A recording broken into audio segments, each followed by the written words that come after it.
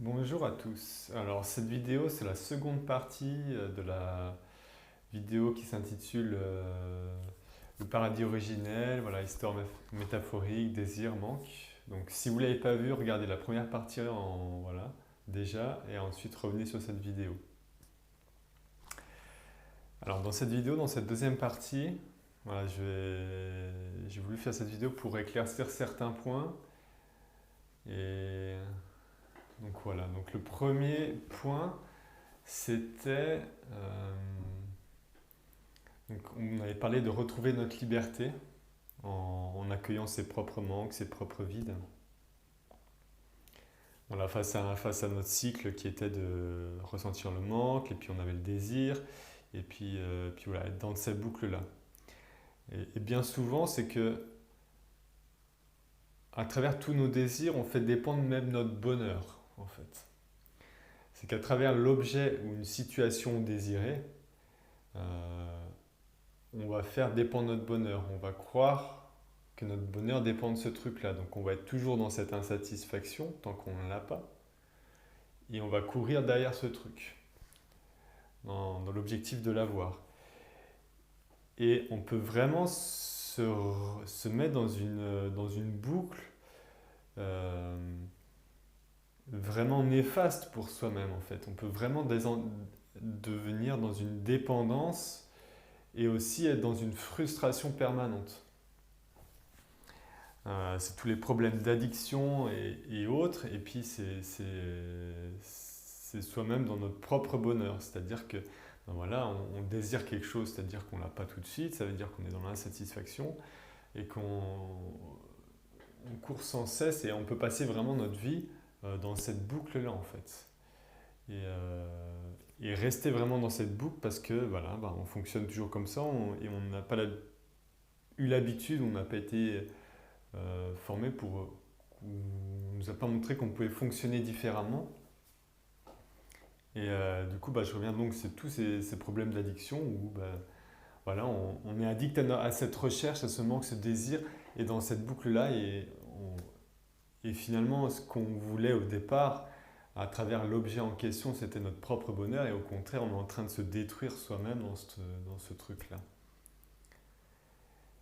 Et donc, c'est de pouvoir finalement retrouver la liberté, c'est-à-dire qu'on peut court-circuiter, voilà, comme je disais dans la première vidéo, on peut court-circuiter ce fonctionnement-là simplement en reprenant en considération le manque qu'on ressent. Le manque, il est facile à identifier, c'est-à-dire que dès qu'on a, dès qu'on souhaite quelque chose et qu'on ne l'obtient pas, par exemple, on peut ressentir cette frustration qu'il peut y avoir. Dès qu'on obtient quelque chose et qu'on le perd aussi, on peut s'apercevoir de ce truc-là.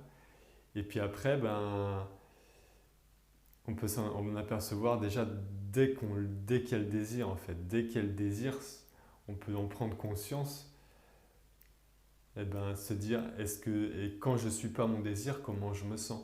Et c'est retrouver cette liberté-là, en fait. Bien souvent, on est esclave de ses désirs. C'est-à-dire qu'on va désirer, mais si on ne suit pas son propre désir, les premiers temps, peut-être que on va se sentir vraiment comme une frustration énorme, on va se sentir dépendant et puis même on a l'impression que c'est un effort de volonté énorme de résister à ce désir-là en fait, puis à cette boucle-là. Et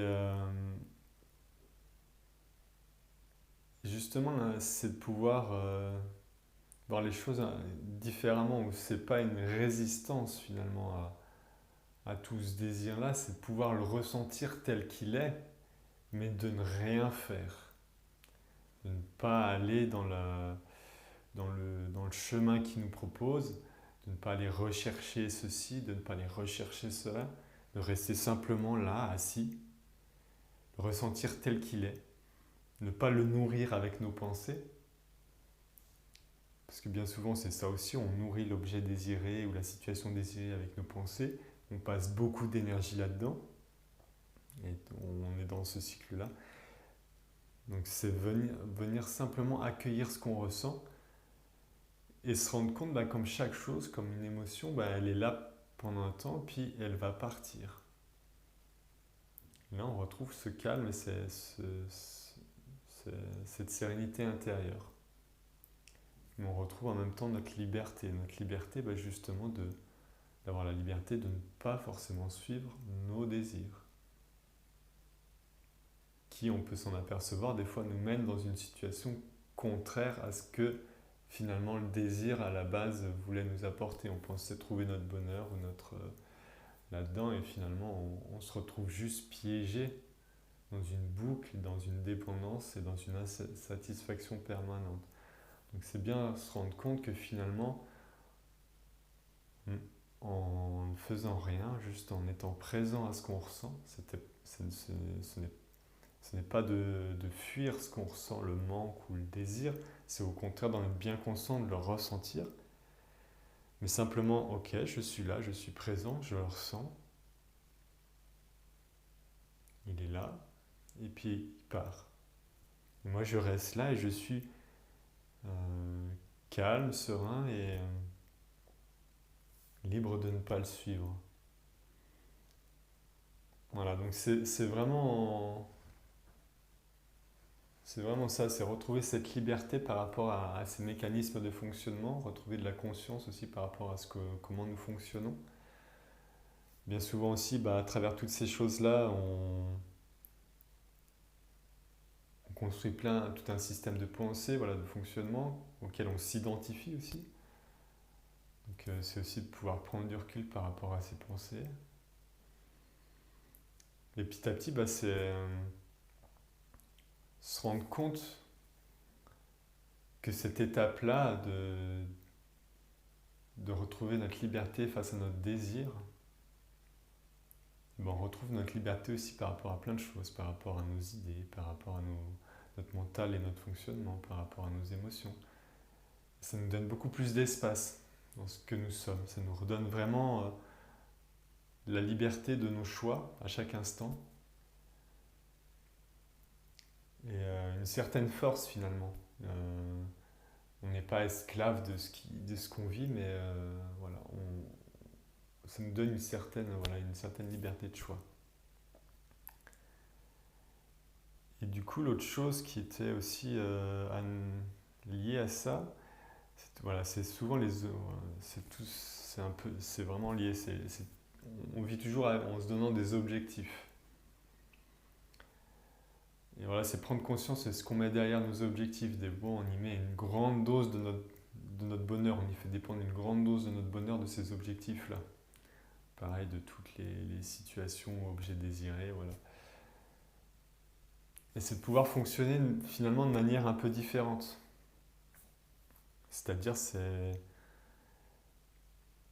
on peut avoir des objectifs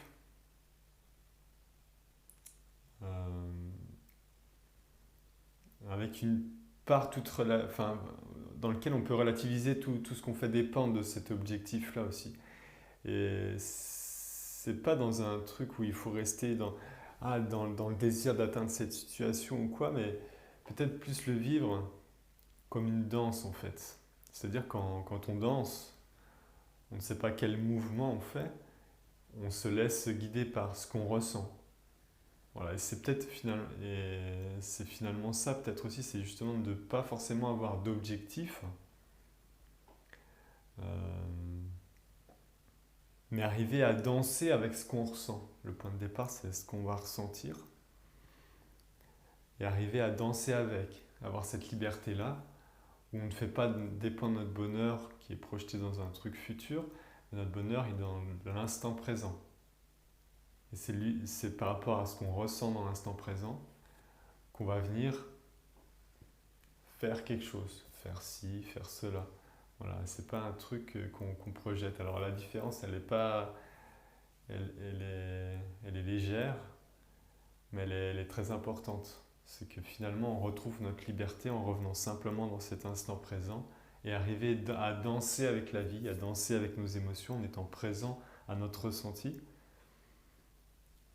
Et puis du coup, il y a les choses qui se font.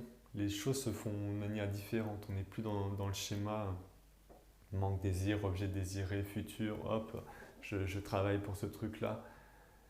Mais on ramène tout dans le présent et ça devient juste une danse en fait.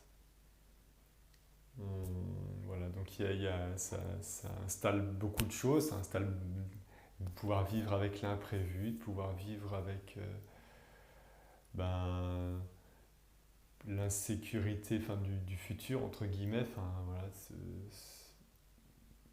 c'est revenir vraiment dans cet instant présent et puis arriver à danser avec. Donc voilà ce que je voulais dire pour cette deuxième partie, en espérant que ça va vous aider à mieux vous comprendre, et à vous sentir mieux avec vous-même. Voilà, je vous souhaite une bonne journée.